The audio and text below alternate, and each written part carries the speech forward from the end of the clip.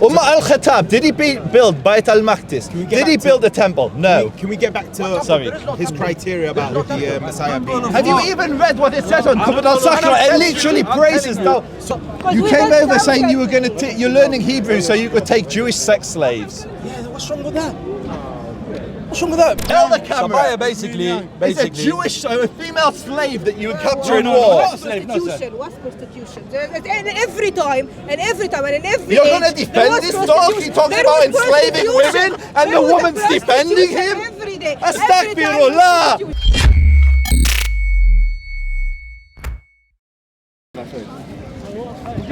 Are you implying slavery? In Judaism and Islam, you have a concept of like, here we call it like an Eved Hashem, a servant or a slave to Hashem. And in Islam, you have Abdullah, which is the same concept. In Christianity, you have that same concept of being a servant or a slave.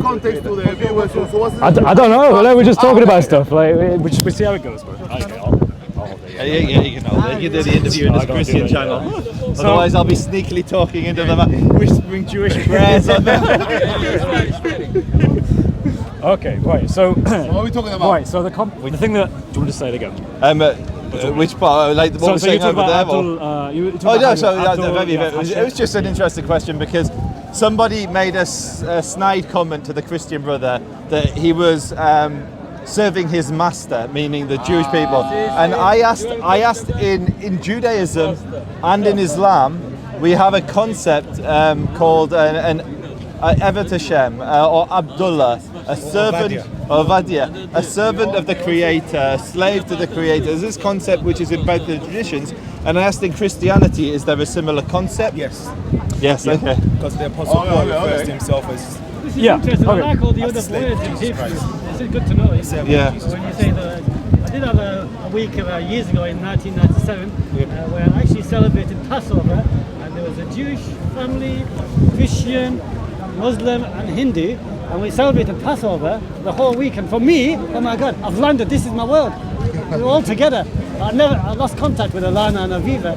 What was interesting, they were half Welsh and half Iraqi Jews. Wow, amazing. So it's always interesting to hear people speak from different religions. How did they end the meal by saying next year in Jerusalem?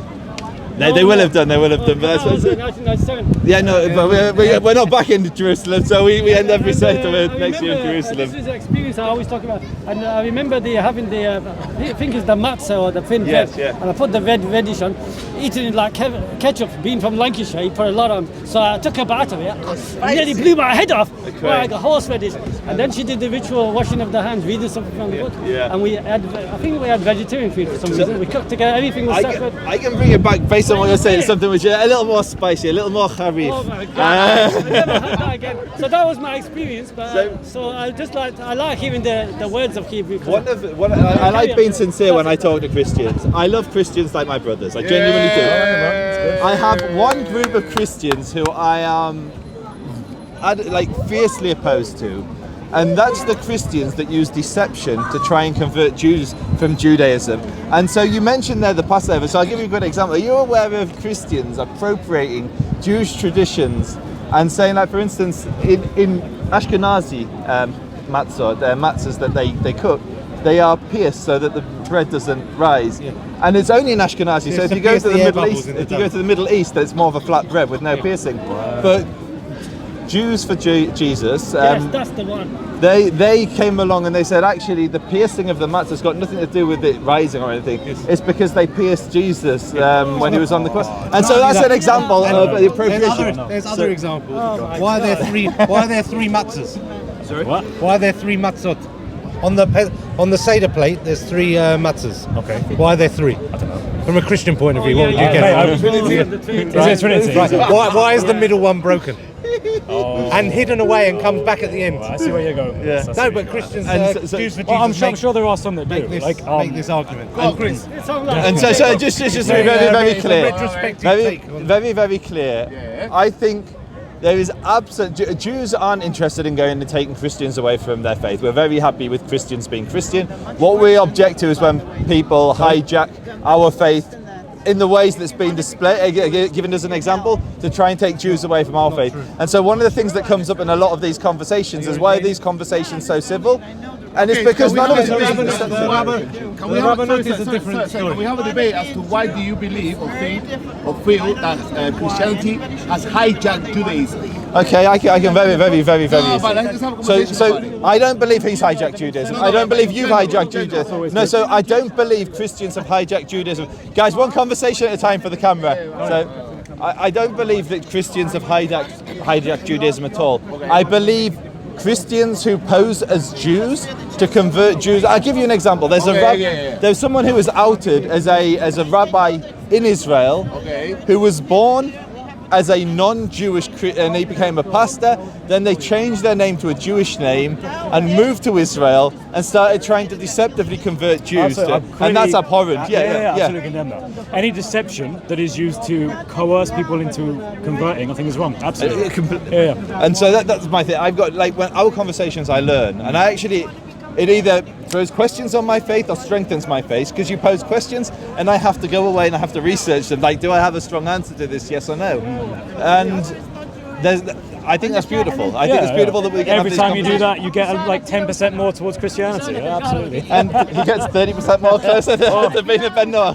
Well, so I'll become a Jew, you become a Christian. But I mean, I think we can all sort of unite over that view that deception is not the appropriate way to go about proselytizing at all. I think we can completely agree on that. I have seen, to be honest with you, the only cases of this I'm familiar with is the Islamic side of things, where they get Muslims that make them look Jewish, which when I found, I thought my gosh. I think you were the I'm one that outing these guys all the time. and I find it so odd, it's so weird, and it's always kind of obvious. I think actually you said that. I think I'm actually quoting you to you. Yeah. Apologies for that. But there was a video you made where it was like.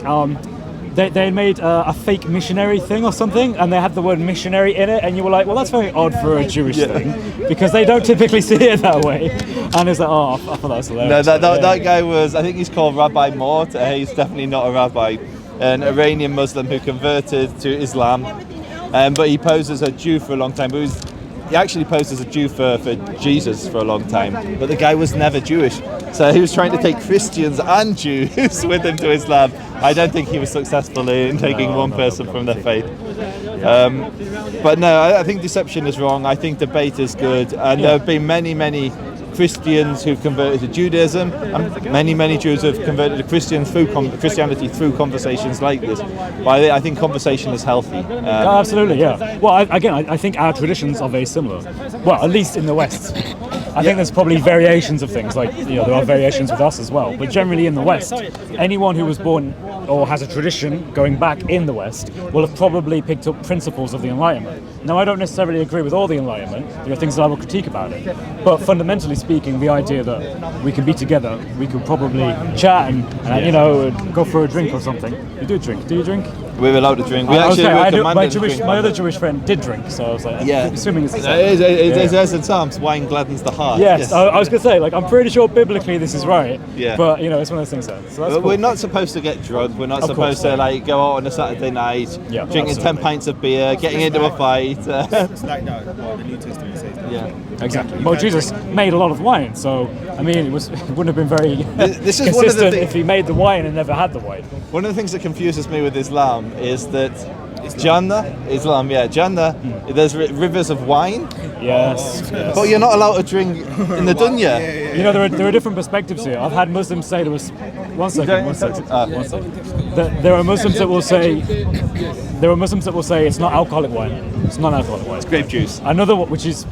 I mean, technically, we can use grape juice. We're supposed to sanctify the Sabbath and the festivals by drinking a glass of wine, and you're allowed to drink grape juice. It doesn't have to be alcoholic. As long as it comes from grape and is kosher, you can sanctify the Sabbath with it. Okay. What makes it kosher? That it's basically that it's been produced by a Jew and guarded the entire process, so that it's only really been handled by Jews, because wine historically was used in idolatrous services, and we can't use wine that's been used in idolatry or for idolatry. Therefore, if you're sanctifying a festival with it, it has to be you have to be sure that it's pure wine. Oh, is that the same for the meat as well?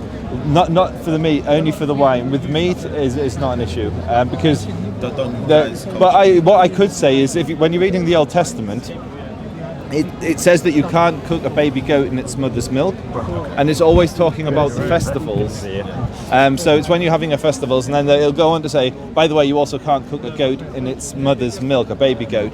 And from that, we're commanded not to drink. We extrapolate out that you can't eat milk and meat together. And one of our greatest rabbis, Maimonides, says, I don't have evidence for this, but I suspect that there was idolatrous practices at the time of Moses where they would have pagan festivals and they would cook a baby goat in its mother's milk, and therefore we should not do that, so that we're not like the idolaters. So much of Jewish practice is to separate us from idolaters, and we have found out that that was the case. There were pagan religions that would sacrifice. Whilst Moses was up in Mount Sinai receiving the law, by the time he got down, they'd already made a calf of worshipping the calf. Can I ask you something? Just a question that I've always sort of wondered, and it's kind of like me putting myself in an Orthodox Jewish person's shoes. I always thought that. Actually, let's start off with some things. Do you think that in history, there was a point in which a lot of Jewish people converted to Christianity? Well, yeah. I guess I have to start off with that. I guess I'm wondering because the whole New Testament was spread across the world. Well, exactly, right? I mean, it would seem historically. I don't think so. You don't think so? Do you think it was primarily what led to the decline of the Jewish population? I guess I don't know. Given that you reject that, I'm wondering how to word it now. So the children of Israel were scattered abroad during the time. Right. So you're saying that one of the reasons that because at the time the Jewish religion was actually quite a well set religion that formed a decent amount, at least, of the population in Israel, right? Yeah. So in Israel, what basically happened was that at the time, the period we're discussing, there were multiple ethnic groups living in the land. The Jews were only one of them. Like for the history, you had Idumeans, you had Arabs, you had Greeks, you had all different populations living there, and many of whom were pagan. And what we found was in the land, it was the pagans that tended to embrace Christianity, and the Jews remained true to Judaism. So in the early years, and this is not my area, so if I say something wrong in the comments, please correct me, because I like to speak on subjects. I'm an authority. This is why I talk politics. I'm not an authority on history or of religion or on religion itself. I'm a lay Jew, a simple Jew. But my understanding is that with Christianity, for the first 200 years or so, it was very small, and there were Jews that were involved, but it was a small subset of Jews. It wasn't the majority of Jews. Christianity really started to explode when it was embraced by non-Jews, and the Jewish people retained, and that led to the hostility between the church and the Jews, is because the Jews remained steadfast. They refused to apostate. Now, there were periods where we came under persecution, like the Inquisition and stuff, where Jews were forced to convert to Catholicism, a threat of death. And many Jews will have apostated from their faith then. Many of them kept their faith in secret. In fact, the Jewish community that settled here in the 1500s, they were Jews who pretended they were Catholic but kept their faith in secret. They'd have secret prayer rooms in their houses. They would secretly light candles on Friday. But the majority of Jews have remained Jewish, and that's why we're Jewish to this day. I think you've jumped. I don't know. You've jumped through history a lot now. I think he's been specific about during the time of the Roman. Yeah, because it seems. To his point, at the time of the Islamic conquest, there were around 400,000 Jews. So this is the Byzantine period, Byzantium. Before the Ottomans. So before the Ottomans, before the Muslims, before Umar al-Khattab came into Jerusalem, there were almost 500,000 Jews living in the land, and that's just in Israel. And that's after it was Christian and pagan. It had been pagan and Christian before this period, and there was still almost 500,000 Jews living there. I guess my question really is, I'm just curious as to how big was the conversion from Jews in the early period to Christians? Because it seems, according to the Christian narrative in the New Testament, there were people who were Jewish becoming Christian, and that seemed to happen a fair bit. And I guess it's hard for us to know exactly how much that was, but it seems to me as if, in the way the history is played out, Christianity did explode, and you're right, Gentiles were... there's a lot more Gentiles than there were Jews, basically, right? So it spread among the Gentiles, and as well as the Jews, and it became a dominant religion. But as a Jew, I'd always be looking at it thinking, well, I would imagine that there was at least a substantial amount of Jews who converted in the initial period. Okay, so what archaeological evidence is there for that? So we have Just the New like Testament. From that period, we have a huge amount of archaeology in Israel. Well, lots and lots of Jewish grave sites. We absolutely. don't have any my understanding of early Christianity. There's very little evidence. You'd see the odd graffiti in Italy of like the fish and stuff, but there's in the early period, there's very little record of the early Christians. Physical. There is archaeological evidence of the early Christians. I'm saying not a lot. In comparison to how much there is. Sure, and I'm not trying to say that Jews just sort of vamoosed or something. No, not at all. I think there was a continued Jewish. Well, we know there was because of the Jewish revolts in 70 AD. Because Josephus actually so we absolutely know that there was still a significant, a substantial group, no question. I just wonder how much of the early Christian movement had an impact among the Jewish people, I guess. What I would say is, outside of the New Testament, what evidence do you have of that? Well, Josephus doesn't say there was a large conversion of people to Christianity. I'm not even going to reference other material. Because I can kind of just reference the way history played out, in the sense that Christianity has its mark in Israel, even though you could say it's not dominant or it's not overwhelming, but rather it definitely had something. And the way history has played out, the majority of the world, in terms of religions, actually let me rephrase that, not the majority of people, but out of all of the religions, the people with the most adherence is Christianity, right? Yeah. From a factual point of view. Yeah. But when you look at Orthodox Judaism, I haven't run the numbers to be honest with you, but I'm assuming it's generally quite small, relatively speaking. And it's for the reason we said it. Christianity evangelizes. It tries to convert people. And Judaism we don't want you to be Jewish. We want you to be good people, but you don't have to be Jewish to be rewarded by the Creator. But to sort of sum up his point, it does say in the New Testament that the Jews at that time were stopping the Christians from converting the Gentiles to Christianity. Okay. Well, I would say definitely stopping Jews from converting to Christianity, because that's what Paul was doing, right? Paul was converting a lot of Gentiles. So No. I'm talking about Saul. I'm talking about for his conversion. He was sent supposedly. He was stopping to stop. Right. So it seems. But what I'm talking about, when he became a Christian and he was converting people, the Jews at that time were stopping him from converting Gentiles to Christianity. Okay. And then the point that Paul was making is that if the Jews are saying that this religion is not a religion, why are they then stopping him converting Gentiles to the religion? So that was the point that Paul was making at the time. So I think the onus is really on you guys rather than us to demonstrate that there was any sizable conversion. It kind of just leads up to the idea that there is something psychologically difficult. Like, for example, I have the privilege, in a sense, of being able to look at the world and say, okay, the majority of people who are religious are Christian. That makes sense given what Christ did, and I believe that's true, and I believe he actively wants to call people to him. So that's exactly what I would expect. Just clarify in terms of what you mean by Christianity being religious people. So people who follow the teachings of Christ, they're a disciple of Christ, right? Whether it's Orthodox, Protestant. I'm religious. No, I'm talking about adherents. There are more more Christians than there are Muslims, right, in the world, right? Yeah. So, for me, I take comfort in that, perhaps, psychologically. Yeah. Because it makes me think that God's plan seems to be coming out. And maybe this is guilty fallacious reasoning, I don't know. But it's definitely something that seems to comfort me.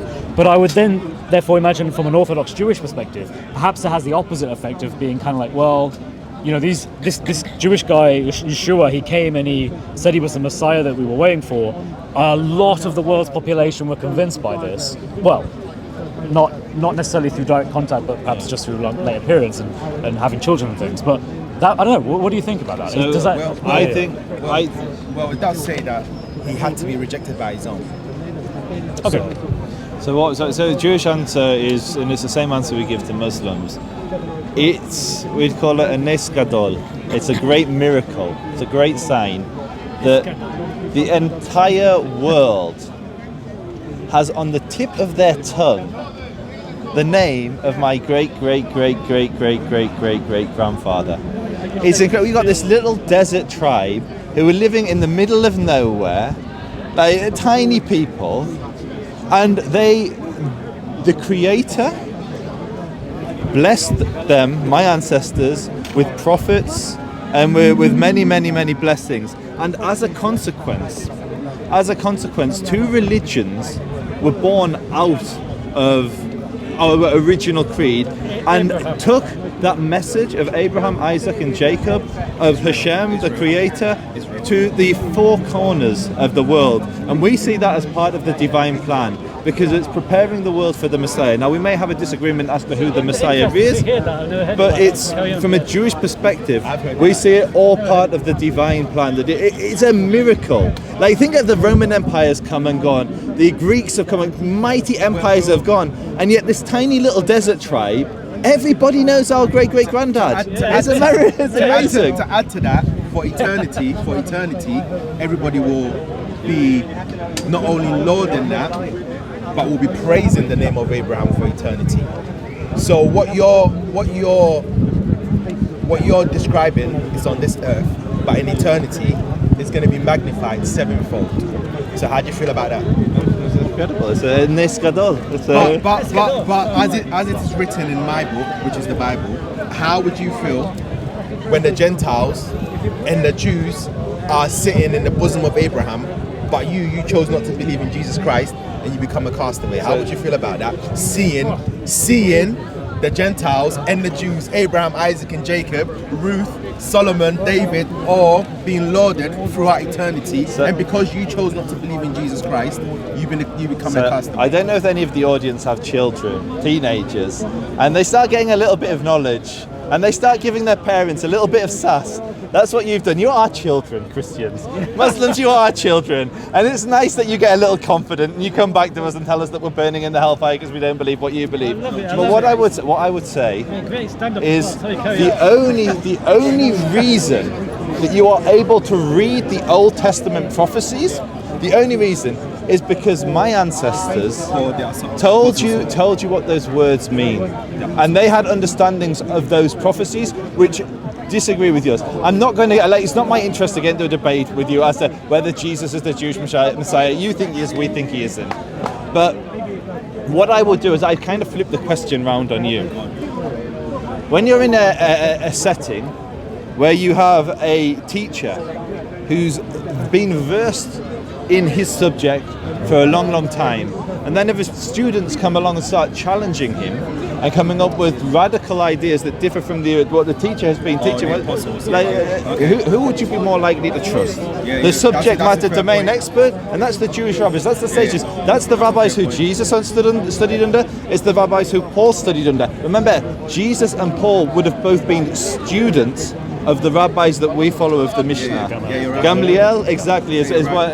And so I trust the teachers. They're literally what rabbi means. I trust our teachers. And I have tremendous respect for Christians, and I encourage Christians to pray to the Father. If we're praying to if the Father is the same Creator that I pray to, then Mazal Tov. How about in the Spirit? So, ask one quick question. What's the main objective of religion? Is it to promote laws of equity or to promote laws of fairness? So it's a complete curveball. So from a Jewish perspective, the purpose of religion is to laws of communication. It's to do with how we exist on this earth today, on Olam Hazeh. Like in an Islamic perspective, and I think in a Christian perspective, it's very much about the world to come, heaven. You do good deeds so that you're saved. You believe in Jesus so that you're saved. You do righteous deeds in Islam so that you're not. Your focus isn't the dunya. Your focus is to get to Jannah. In Judaism, the focus is we have the concept of Olam Haba, the world to come, but the focus is all the commandments are to make this world a better place. It's to help the widow. It's to help the orphan. And that's creating social justice. More than yes, for the sake of heaven. And generally, to create social justice, we need to have laws of communication. I mean, I don't like the word social justice because it's got so many negative connotations. But in a basic level, That's generally what religion's for. Like beyond Christianity, beyond Muslim, beyond Judaism. That's what it's all about. In all honesty, if someone asked me what the religion is for, I would say for truth. I wouldn't because to say otherwise, I think is to not fully encompass all that it is. If you see what I mean. And generally nowadays, we have a different religion, assertive manners. But I think this is a slightly different conversation. Yeah, I want to get back so to bring it back, and then we can come back to the purpose of religion. It's really about but we can talk about religion after that. Yeah, so It's a history lesson here, yeah? If I'm correct. Yeah, it's not so much a history lesson, it's how we view each other historically. That's what confuses the world. Go on, The you truth go is on. more than communication. Go on. yeah, so to come back on that, right? You're talking about how Jesus Christ studied under all these great rabbis. Yes. That's And obviously, if you think he's God, it's slightly different. No, but we hang don't on. believe he's Well, God. Yeah. you accept his rabbis, but not him. yeah. And also it's very inclusionary. Like what you described sounds so inclusionary. It's interesting. But because, what I wanted to say to that was that although Jesus Christ might or did study under all those great rabbis, Jesus Christ said himself that Abraham.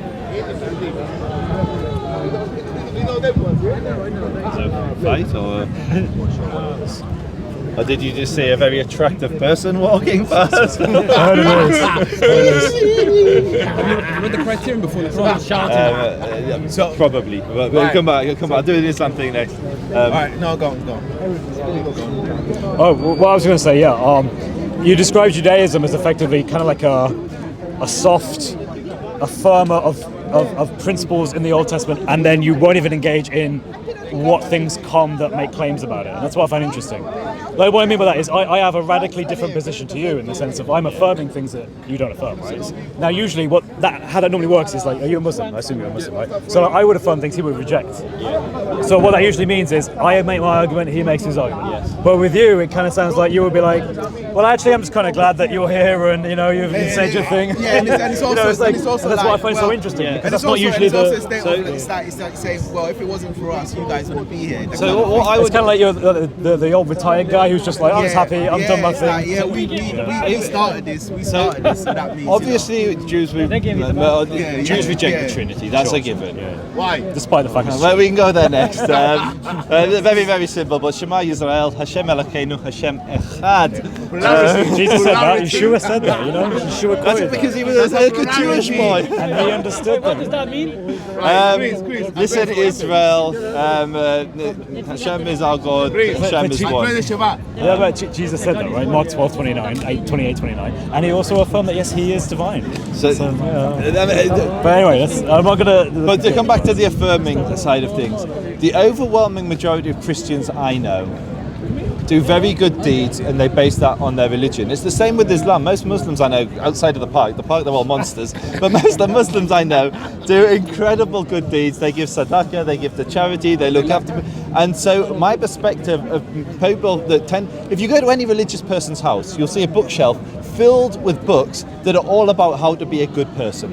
And generally most of the Abrahamic faiths, they adhere to that. And because the God of the Jewish people, the God of Abraham, Isaac and Jacob is truly merciful, is a truly merciful God, it would be incredibly cruel to not reward those that devote their life to doing good. And so from a Jewish perspective, Olam Haba, Jannah, heaven, is not exclusively for the Jews. It's for all righteous people. You don't need to be Jewish to be rewarded by the Creator. You need to be a good person. That's the Jewish tradition. That's the Jewish teaching. And so I don't agree with I don't think I'd agree with one of your interpretations of the Old Testament prophecies. I'm sure you could pose some questions that would stump me, and I'd have to go. It would be but you could stump me, and I'll say I don't have an answer to that. I'll go away, research, read what the rabbis say, come back next week, and maybe have a good answer. Maybe not. Maybe you'll get me one day. Heaven forbid. But What's the definition of righteousness? Just ask a quick question on that. What's the definition of righteousness?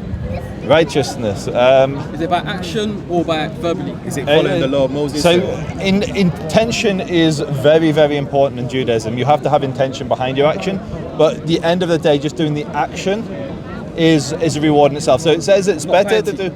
I don't know what piety means. So I'll give you an example. Let's say giving to charity. If you give to charity, and your intention is either for the sake of heaven or to help the person, that's great. If you give to charity so that you can have your name on the side of a hospital wing, that's the wrong intention. But it's still better that you did that, and the more of those actions will lead to more positive deeds. So in the New Testament, it does say that charity out of a pure heart.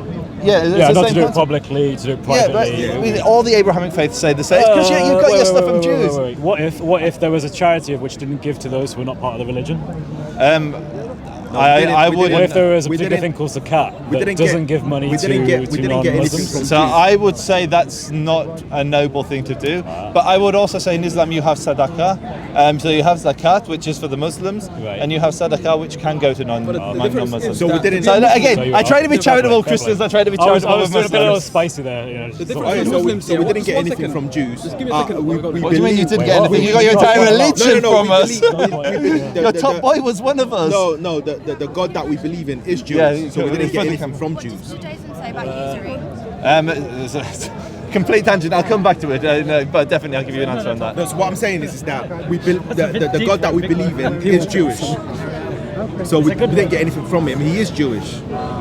Right, but all the God is prophets you Jewish, said did you say? were Sorry. Jewish. Yeah, the God that we believe in is Jewish. The prophecy said were Jewish. You understand? No, he said the God is Jewish. No, the God that we believe in. The God that you Yeah, believe in is referring to Jewish. Yeshua. Yeah, no, I'm saying. So that's what I'm saying. You hold Jews in such we esteem didn't get anything from that you Jewish. think He we're is gods. Jewish. So he is Jewish. So if what we believe in is resounding to what you think is Judaism, then that's because he is Jewish. Right, but I'm not sure what you're getting at there. I understand the point, but Just to tell you one thing, You're blocking the camera, by the way. Just to tell you one thing, like to be a Muslim is different from being a person that's a believer. So part of the six pillars of belief in Islam is to worship Allah. We can do an argument. I'll go to usury as well. We'll just roll up our sleeves and go really. And his angels and his books and his messengers and good Six and bad. pillars of- So there's a constant war between Iman. you making your own plan as a human being and accepting God's plan. And that's the thing where humans generally fight for a war of existence and a war of recognition. And that's why religion, in any sense, comes under laws of communication. And that's why that's the main thing people should be talking about.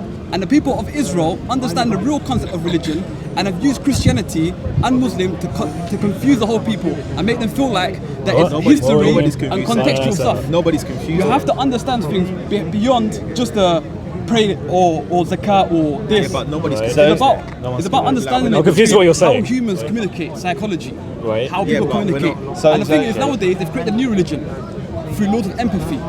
And the thing is, are you a Sunni Muslim?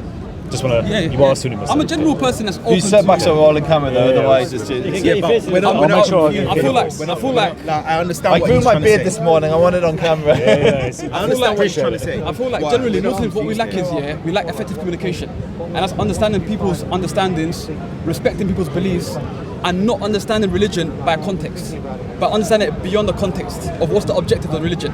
And the Prophet, peace be upon him, he came only to perfect good character. So the character is the main thing we should be talking about, and religion is a constant war between believing in your eyes and believing in something you don't see. And generally, Islam, it gives you 5 daily prayers. That's the war between your eyes and believing in God. So when you say Christianity is the most like adherent to religion or something, No. There are most people who are religious are Christian. okay, That's so, general consensus. There's over 2 Well, billion. I mean, it's pretty hard to argue. It's a about that. terrible argument though. No, in terms of it's not actually an argument. I'm not trying to Actually, say it's say it's true. right, yeah, I'm yeah. just Making a talking about the generic- psychological effect of what that would mean. Because he's just making a generic I statement. like that as a Christian, you understand? Yeah. Because it's psychologically, it's like, hey, God's plan, I can see how that's working out. But as an Orthodox Jew, I think if you ever took the position of I want to argue against Christianity and Islam, then perhaps you would have to reckon with that. So I maybe. understand. I'm No, not so sure. here, that's perfect. So from a Jewish perspective, we believe that the Torah, the 5 books of Moses, the Tanakh, this was sent to the Jewish people and the Jewish people alone. It's a code of law only for the Jewish people. However, in the Messianic era, we believe the entire world will recognize the Creator. The entire world will recognize Hashem, Allah, God, as The triune God? not quite, but The Holy Spirit. will recognize the Creator. And we see the vehicle for that as Islam and Christianity. The 2 biggest religions in our world are our children. It's you guys. It's like you spread our monotheism, you spread our Creator to the 4 corners of the Yeah. world, and that is part of the divine plan. So when the Messiah finally comes and you realize it wasn't Jesus. What, you mean the second coming? But wouldn't that... What would that mean then, actually? When the Messiah does come according to your belief, are we in trouble? So no, not at all, not at all. From our tradition, the entire world is going to. The Jewish understanding is the world will recognise. I see the point he's trying to make. Because if according to you, I don't the think Messiah so. I'm hasn't just come, wondering right? from Israel. If according to you the Messiah hasn't come, right, then our belief is made to none effect. So Right? So that means that let me when put he it a does different come, way. what does that mean? So it's for very, those very people easy. We all read the Old Testament, Right. and we all know that one of the signs of the Messiah is that the third temple will be built in Jerusalem. It's one of the prophecies.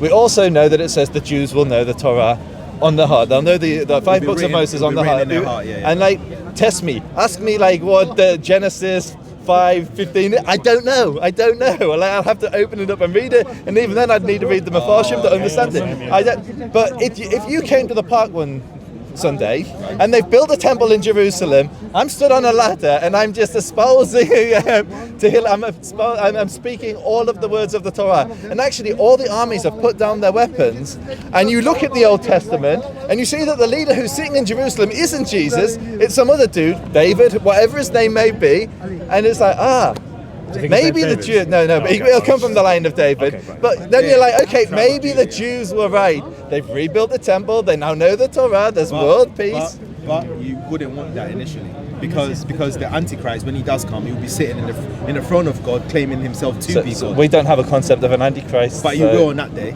Okay. Okay. So maybe he's going to believe that the Messiah that rebuilds the temple and does all these things and gives the Jews that. Like, if the Jews know the Torah on their heart, like, that's going to be divine, yeah? Can we agree with that? Sure, I'll agree with that. Just a quick question. Well, it actually is written in the book. So you believe the third temple is going to be built, Physically right? be built, Now, obviously, yes. there's already something there, which poses a slight problem. Yeah. So, what does that mean then? Do you think that supernaturally it will be removed and replaced? So there's three key schools of thought. One is probably the most adhered to. It's not what I hold, but because most Jews today are more. I'm much more rational than most Jews, and I follow my Maimonidean thought school of philosophy.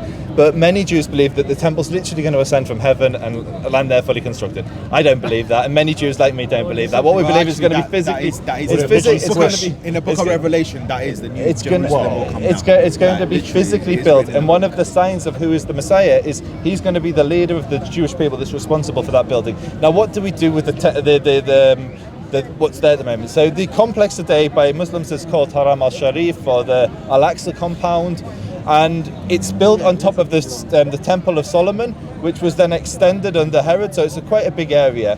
Now, where Masjid Al-Aqsa, which actually isn't a golden dome, it's a mosque to the corner, where that stands, that's not the most sacred ground for us. It's very sacred for Muslims, and it's part of the complex, which is holy, but that's like the least important area for a Jew.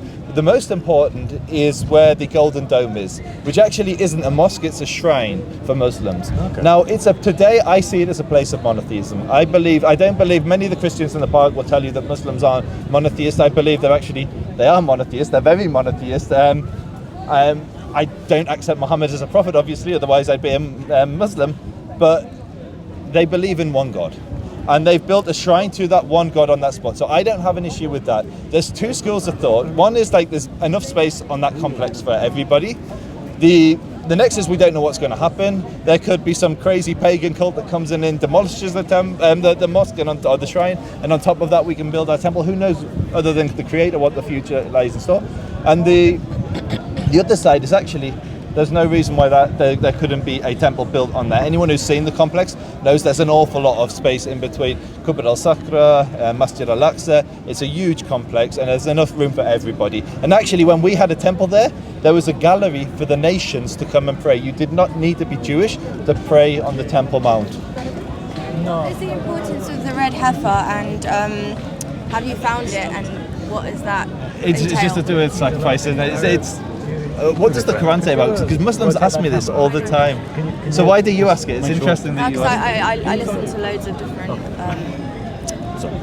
prophecies of different, like eschatology in general, different religions. So I just wondered about the red heifer because I heard that. So when it comes to the animals that we have to sacrifice, they have to be pure, they have to be of a certain caliber, but I don't know a particular red heifer, so you could ask my friend over there, he may give you a better answer than I do. Excuse me, I'm new to the conversation. Can I just ask a question? So you are pro-Israel, right? You think this is the land of Jews, right? Yeah, but we'll do that next. I come here to talk about Israel Palestine. That's my that's what my I mean, passion. So I'm happy to do that. They're talking religion at the moment, but monotheism. I'll come back to Israel Palestine and happily talk about that. But yes, absolutely, it's the ancestral homeland of the Jewish people. It's the only place we have any right to live and Judaism and to be sovereign. What is the definition of one God? I don't believe in Islam, that there is no God beside him. I don't believe in Muhammad. And do you think that implementing individualism is a way where you can accept there's one God if you're individualistic person? That's a good point. Although it's very you hard should to. say, Very hard to. otherwise I became The a Prophet believer. when he came, Because Muslim means whoever believes in God, My friend, the I like one the way and you're only. speaking, but If you believe in God, the one and only, then you are Muslim as well. So I'm a Muslim. Then I you believe should in Allah. mention it as I well. believe La ilaha illallah. anyone who believes in one God is a Muslim. Yeah. Right. So you know that even the devil knows that there's one If God, you right? believe in God, then you submit yourself to the will of God, the one and only, then you are a Muslim. It means you submit your will to God, so perhaps. Okay, so you submit your will to God. Yeah. Are babies born Muslim? Yes, But how are they submitting their will to God? because they're not capable of knowing the differentiation between right or wrong, so they are underneath the protection of God, so like they are pure. They're automatically. Right, but It's called a fitra. right, that makes sense. But I mean, do they even know how many gods there are? Yeah, but they don't get held accountable for anything, so they're. Oh right, sure, I definitely get that. Right, they're too young. Well, No, they don't. how do you know they're worshipping one God? They're not worshipping. Or sorry, It's like how do a you know they category. believe in one God? It's a category that they're This is in. what I It's want to like, talk for example, somebody who's we're having a mentally ill is conversation not about religion. held accountable On for their camera, crimes. there's a camera filming the So conversation. that's why It just seems a bit difficult to see. I don't know how someone could be born a Muslim. Like anyway, I know we're not in Egypt. You're not going to be headers. There's not tough this doing what their natural. I genuinely want to But talk it means to you. more to be Muslim. I assume you're a Muslim lady. I genuinely Okay. want to talk So to as you. a Muslim, I assume that when you I'm not practice your giving you deen, we're in the it's middle more of a than conversation just. about What religion. conversation? It's more than just believing in one God. It's a religious It's more than conversation. Taoism. I prefer to talk It's politics. religious because you bring religious and you say by religion. That's what makes you a belong Muslim. there. That's what I'm talking No, about. I didn't. I said that. By religion. Lady, I really want You to don't know talk the to you. difference Please stick around. Let us finish this conversation. I thought a Muslim was a believer. We're talking about Jesus Christ at this moment. Muslim is one who submits So himself this is what. So am I a I was Muslim? talking about. to submit your will to God. And Well, I'm a you don't- Christian. You believe in God, the one and only. Yes, I believe God. Yes. Just like Maybe as a name given in Exodus. Yeah. Just like the Unitarians. Unitarians? No, I'm not Unitarian. The Unitarians, they believe in God, and they believe that Jesus is the messenger of God. So they are Muslim. Okay. Well, am I a Muslim? If you believe I heard that there was one found in Texas, and I wanted to know what importance does it hold ritually to building the Temple of Solomon again? in order to purify the most extreme form of impurity, and impurity is a very bad translation, but we'll use that word because we're speaking English.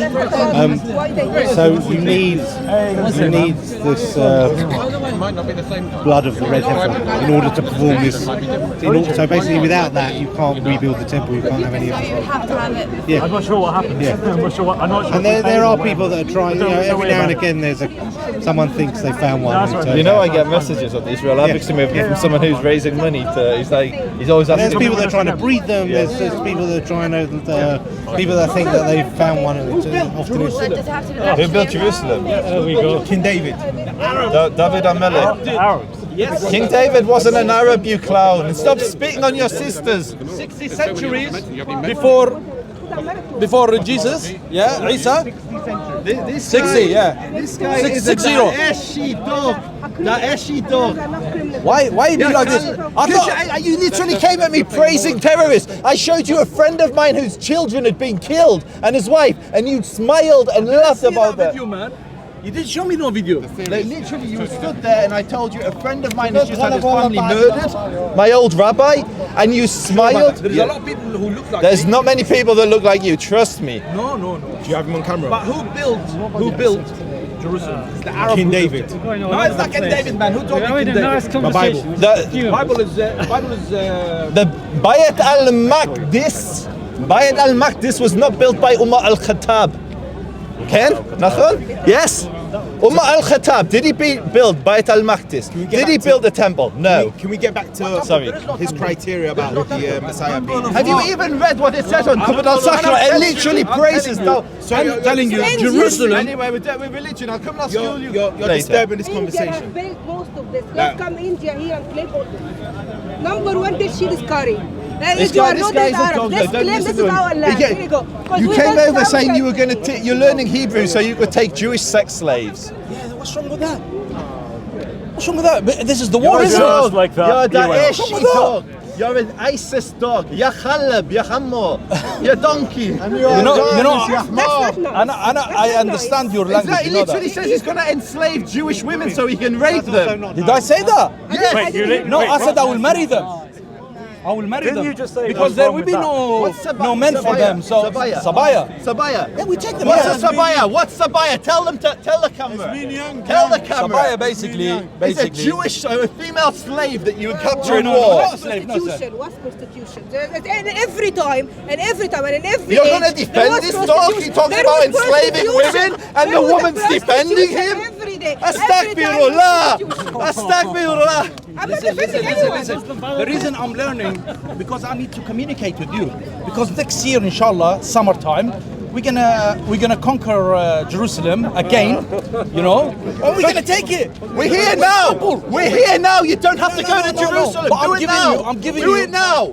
Do it now. We have to give. Do it now. Man, your problem is with the Polish. Listen. And with the German, not with the Arabs. Listen. You have a revenge. We normally give you 3 days. Germany, man. We normally give you 3 days. I give you 365 days. Oh man, The Arabs have been very kind to the Jewish all through the history. I will you can't even go to Germany. order Go and an Uber invade taxi Germany. for you to get out. You're not taking any Jewish Uber slaves. taxi. Who's going to take the Jewish slaves? You. Is the You're the falafel- one who's going to take Jewish slaves. is Riding over falafel the hill on your Jewish food? donkey. Is falafel Jewish or Palestinian food? Where it's from? Falafel. Food. No. But is What it do you yours? think the Jews that lived in the Middle East ate? Do you think they ate bagels? You think the Jews who lived in Egypt ate bagels? And not- They used to eat bagels. Chopped herring as well. Yeah. You're a clown. What's that? Never tried that. Chopped herring. Chopped herring. Ask some of your Egyptian Jewish friends. Because apparently that's what they Because you guys from Egypt anyway. Yeah? Yemenite. We're from Egypt now. You never existed in Palestine anyway. We never existed. Dawood never existed in Palestine. Dawood existed in Suleiman Sinai. never existed in Sina. Sorry, mate. What's your point in this? What's this? Is this just He's The point creating is- emotion. He's an ISIS dog. He's talking about taking Jewish women captive so he can rape them. No. If we get married to them, it's not rape, man. Sabaya is a slave. Sabaya is a slave. No, I think you are twisting. Sabaya. You are twisting. Sabaya is slave. things, because that. You think I'm an idiot? I'm not an idiot. What are the ISIS markets? What do they call the women? What do they call the women? I know you're in it. What do they call the women in these ISIS slave markets? What do they call the women? They use exactly the same language as you. But I've never been. You're a clown. I've never been there. You're an extremist. Why is extremist? You're Khawarij. So just one question to you, yeah. Do you think, as a white man with blue eyes, that you belong to the Middle East by ethnicity? That guy will get skin cancer. He will get skin cancer if he goes to Palestine. He doesn't belong here. This man belongs to the Arab. He come here with a visa, spend 5 years, and then he's British. We come through a pathway. If you want to be, if you like the weather and the temples there, come to the Palestine, take visa, stay here, be Palestinian, because you are white man. You don't belong to the Let me show Middle you East. somebody. No, they do believe. They do believe. They don't, but if they have they white, they don't. Actually, the Irish. For the camera. This is my uncle. Does he belong there? Yeah. No. He doesn't belong there We can do a either. DNA test. Here you go. So DNA test. everyone who can see Let's this. Let's This is not my uncle. If we do a DNA test, if we do a direct descendant of Muhammad. a direct descendant of Muhammad. a DNA ancestry test, and your grandparents are coming not from Poland, not from Germany, Actually, from the Middle East, Irish, you have the a point. Irish, they come This from Syria. DNA You know is that. a science. You know that the Irish, they come from Syria. These people, they come from the Middle East. It's not that about it. His liar is not Jewish. He's not Jewish. He's a Zionist. You like Netanyahu, yeah? We are He's a war Egyptians. criminal. We don't belong to this land, but we come here. We want to live here, but by a pathway legally. Abu Bakr al-Baghdadi, the dog, is dead. And we celebrate, we dance on the grave of yours. Yeah, let's do a DNA test. If the DNA test prove he belongs to Islam, he's on Abu Bakr al-Baghdadi. I'm not a mufti.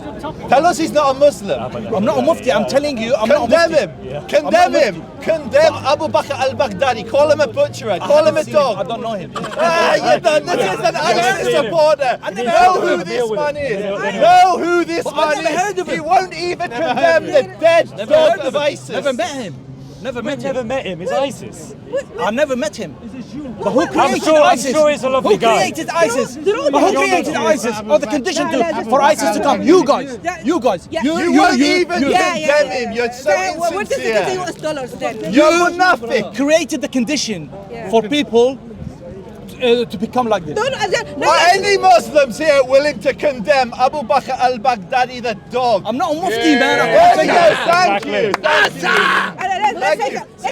They are not supposed to say bad things to any dead It's ISIS. Okay? You're not allowed to say bad things about ISIS. Not at all. You won't say bad things about ISIS. Throughout the history, Listen, we don't know him, so we can't Netanyahu is talk an evil people. Is an evil person. Sharon is an evil person. Bengorian, you know what happened to his... There was Christian Pope who used to molest and rape children in the US is documented. Through the age, it was extremist in every religion. Bengorian, what happened to his daughter? Doesn't give you the right to stay in Palestine. Tell us. Don't belong there. What happened to his daughter? I genuinely don't know. She got killed in a battlefield.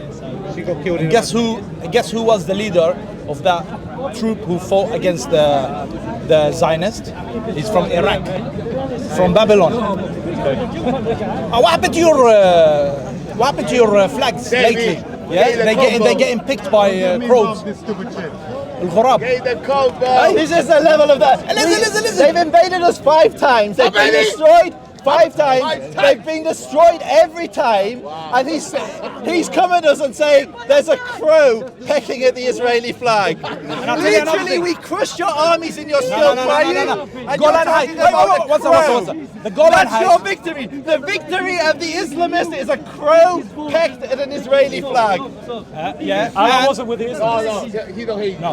Listen. He don't believe in Jesus. You bought the Golan Heights because you paid Assad $50 million just to give you that. You did not fight the Golan. Yeah, wait, there was no war. No, there was no war. You took it, you paid him. And I'll tell you something, the check, the Egyptian... No, it did not bounce. It did not bounce. No, it did not bounce. Otherwise,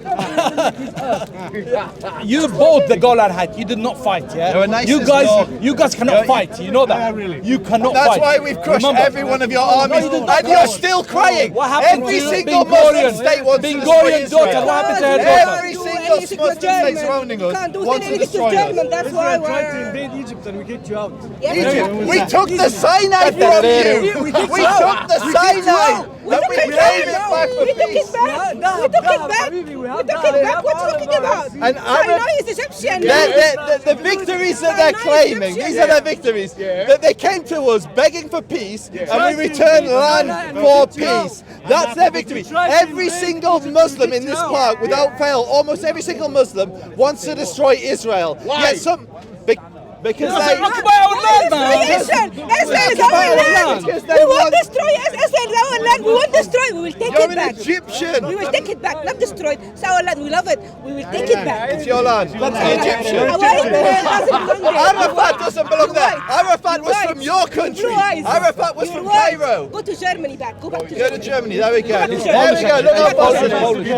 Go back to Polish. You what? Your eyes are saying I'm not from here. Every morning I wake up Palestinian than you. It's my skin. Every morning I wake up and I say, Alhamdulillah, we don't live under their boot anymore. Why? No, because we don't have to pay the jizya to the Zagirun. Go back to Pay the 20% tax then, yeah? Good no luck. problem. Good luck. It was a lot more than 20%. Under Muhammad, it was 50%. Yes, it was. He's paying 40% Under Muhammad, the Jews had to give 50% of their produce Jews.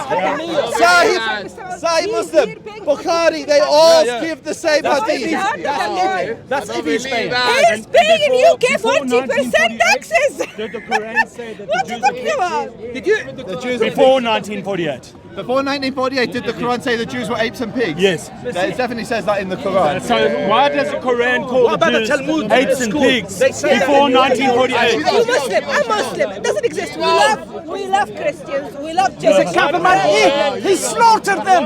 This Christian, he slaughtered the Jewish. And look at them. I am Jewish, you monkey. Is it? Yes. A monkey. Look at that. Look at that. Yes. This is anti-Semitic, man. Calling me monkey. Wait. ISIS guy says he's anti-Semitic. You're a kafir. No. ISIS man said it's anti-Semitic. No, don't say this. No, it doesn't exist. Show it to me in Quran. Give me evidence. Evidence. I need evidence.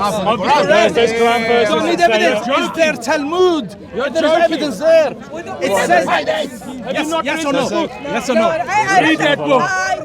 Read that book. We don't read the Arabic. Even I can be kosher. Kosher is the same thing like halal. How come? Yes, It's still have the same rules. There's the evidence. It's the same rules. No, exactly the same. No, but No, there are differences there, aren't there? We can eat their food. We can eat their food. Before 48, Muslims and Jews were living together. I like Jews to live there as Palestinian with visa. And be Palestinian if you want. But be Muslims are Palestinian. instructed to make Christians and Jews dhimmis if they refuse Islam. You know that? That's He knows. Yeah, that's right, yeah. ISIS guy knows. Like, seriously, this is a real Oh, thing. yeah, ISIS man. My name is Candyman, man. What's wrong with you, man? I don't know if you're trolling or I don't know what's up with this guy. But the point is, it really is in the Quran that there is instruction to do that. Surah 9:29. Yeah, you're a sensible man. Can I just Surah lower my voice 9:29, and he talk? knows Yeah. everything that goes. I can lower my voice and talk. Okay, that's fine, yeah. Okay, I don't want to scream again. So in Egypt, the rules are that every Egyptian man doesn't need to go to the army, and some doesn't go to the army. If you are an only boy in a family, don't go to the army. And many of my friends are very happy because not everyone wants to serve to the army. And I know people who are looking forward to not serve in the army because they don't want to live like this. So if you're telling me that in Palestine, Muslims, Christians, and Jews are living together, and we're telling that two can't go to the army, well and good, what's the problem? Do you want to live? Do you want to serve in the I army? don't see that's relevant to what we talked about. They I talk just about said that. army Wait. service. I'm saying that Is it this, Muslims yeah? make Christians and Jews Dhimmis. Dhimmis? Dhimmis. There you go. Dhimmis. Dhimmi is a lower status. So where we were you having pay a the nice jizya conversation, tax. If you don't and pay then the tax, the you die.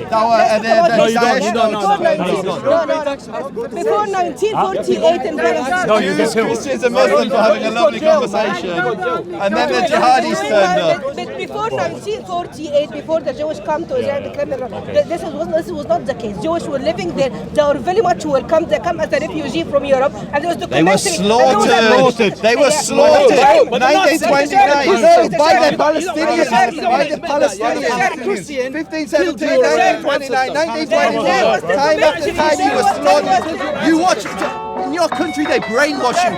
They were taking their babies and smashing them off walls. 1929, Hebron massacre.